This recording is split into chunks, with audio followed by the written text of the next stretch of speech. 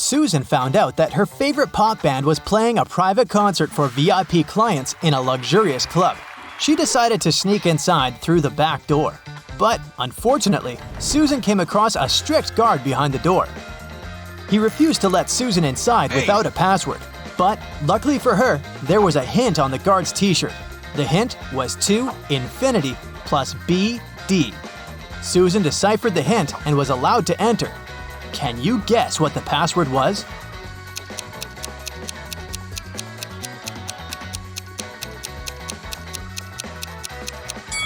It was to infinity and beyond.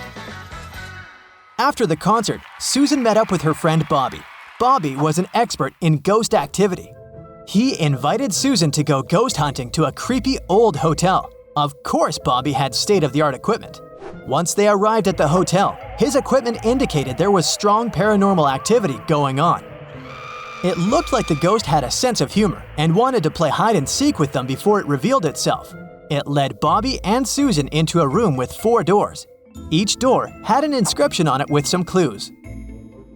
The sign on door A said, "It's behind B or C."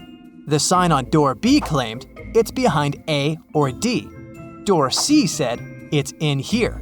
And door D stated, "The ghost isn't here."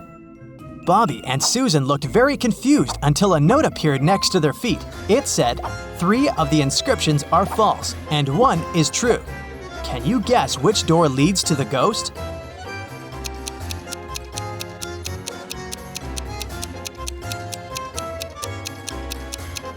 Let's see how this works. If the ghost was behind door A, then both statements B and D would be true. If it was behind door B, then both A and D would be true. If the ghost was behind door C, then A, C, and D would be all true. But if the ghost was behind door D, then the statements on all the doors would be false, except for that on door B. This fits the rules, so the ghost must be behind door D. The next morning, Bobby called Susan again, saying that he had a surprise. He had won 2 tickets to Susan's favorite theme park and asked her if she wanted to go. Before she answered, though, Bobby warned her that she had to crack a very difficult riddle. Only then would he give her a ticket. She agreed. For a school challenge, 100 students received a number between 1 and 100. Each student was instructed to go inside a classroom that had exactly 100 boxes randomly numbered from 1 to 100. Inside each box, there was a slip of paper with a random number between 1 and 100 on it. Now, each student needed to enter the classroom on their own and find the box that contained the slip of paper with their number on it. But in order to do so, each of them was only allowed to open a maximum of 50 boxes. They were instructed to leave the room exactly as they found it, and they weren't allowed to communicate with other students once they'd left the room. If all of the students managed to find their numbers inside the boxes, they would each get $100. But if one of them wasn't able to find their number, none of them would be able to win the prize. Bobby asked Susan if she knew the best strategy for all of the students to find their numbers and win the prize. After a few hours, Susan called Bobby with the answer. She managed to figure out the riddle. Can you guess what she answered?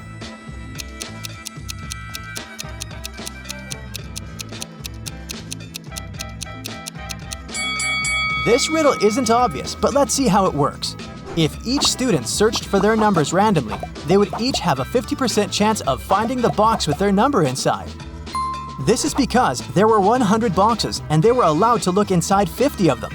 However, the probability of all of them finding their own number following this random strategy is absurdly small. So, to increase their chances of collectively finding their numbers, they would need a better approach. The students could use something called the loop strategy. After entering the classroom, they should go directly toward the box that has their number on top of it. The number inside probably won't be their number, but that's okay. They should check the number inside the box and go look for the box with that same number on top of it, and so on and so forth. They should keep doing this until they find the paper with their number on it. This strategy means there's more than a 30% chance of the students finding their numbers and winning the prize. It's not a huge probability, but hey, at least they'll have fun trying to figure it out. One afternoon, Susan found her father, Frank, in the living room. Frank was a private investigator and he had just received a message revealing the address of the town's most dangerous criminal, Dirty Jack. He decided to go check the area, even though he didn't know what the criminal looked like. The address turned out to be an old warehouse. When he busted inside, he found 4 people sitting at a table. They were a carpenter, a truck driver, a mechanic, and a firefighter. Without any hesitation, Frank arrested the firefighter. How did he know it was the criminal?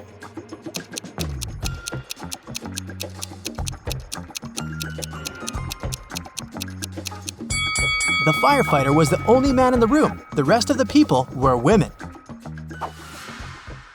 Bobby and Susan decided to go grab a cup of coffee. But when their orders arrived, Bobby's drink came with a fly in it. He called the waiter and asked him to change his cup. The waiter brought him another cup of coffee, but 2 seconds later, Bobby called the waiter again and said, "Hey, that's the same cup." How did he know?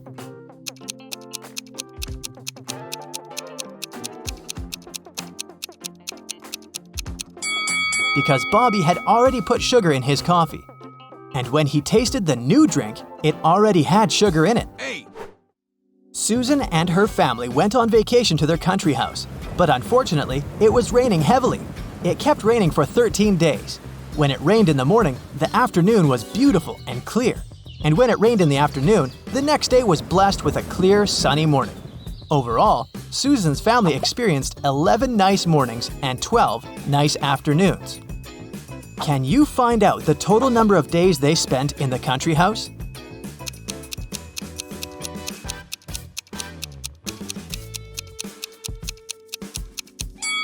The total number is 18 days.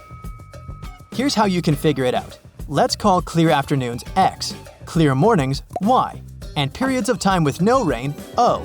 This equation represents the number of days with rain, X plus Y equals 13. And here are the days with clear mornings, Y plus O equals 11.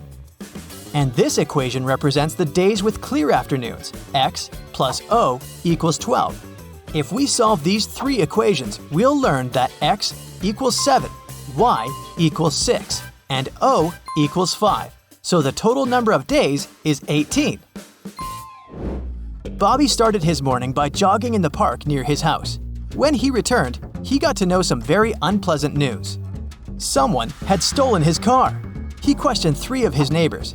Henry said, "I've been playing video games for the past 12 hours and haven't left my basement." Rosie said, "I'm a gardener. I've been planting daisies in the public area all morning, and I think I saw a suspicious man who opened the car using a knife."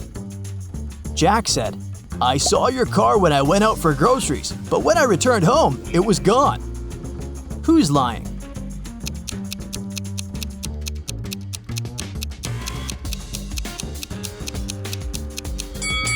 Rosie. She said she planted daisies, but look, there are only rose bushes in this area. One day, Susan found a box on her desk with a note that read, "What can run but never walks, has a mouth but never speaks, has a head but never weeps, has a bed but never sleeps." Can you decipher this riddle?